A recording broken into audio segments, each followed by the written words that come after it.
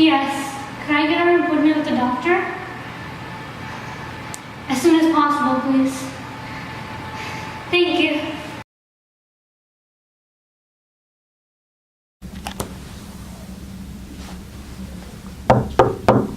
Come in. Hi, how are you? I'm good.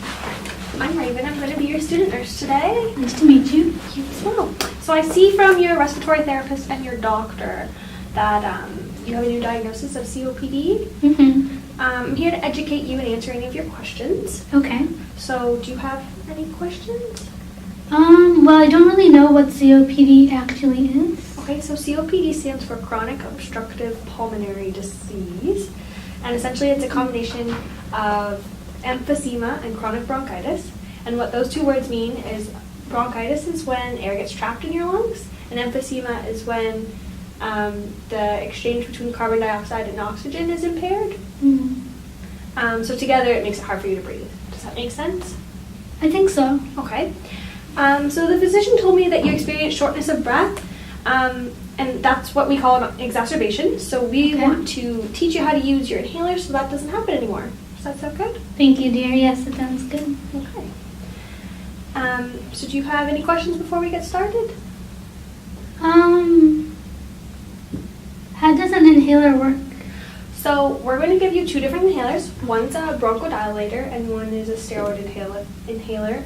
And those might sound like big words, but essentially what they do, a bronchodilator, it opens your airway and keeps it open. Okay. And you can take that one whenever you're feeling like you can't catch your breath. You can take that as many times as you want. And then your steroid inhaler, that's used to decrease the swelling in your airway, and that one you use twice daily every day. Okay. Okay? So another thing I should mention before we proceed is the importance of an aero chamber. So that's it's like a spacing device that goes on the end of your inhaler, and it helps you get all the medication into your lungs. And it also it makes it easier for you to use the medication. Does that sound like something you're interested in using? I think so, yeah. Okay, amazing. So if you're ready to begin, we can get started. Okay, sounds good. Thank you.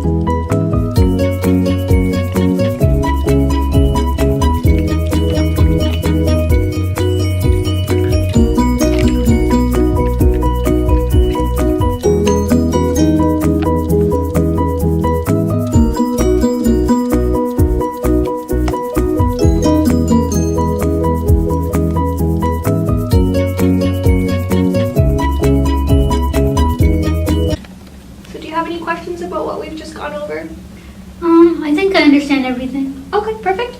So the last thing I want to discuss with you is how to prevent exacerbations and any future shortness of breath. Okay. It's important that you do not smoke. You stay away from any bad air, like factory kind of air.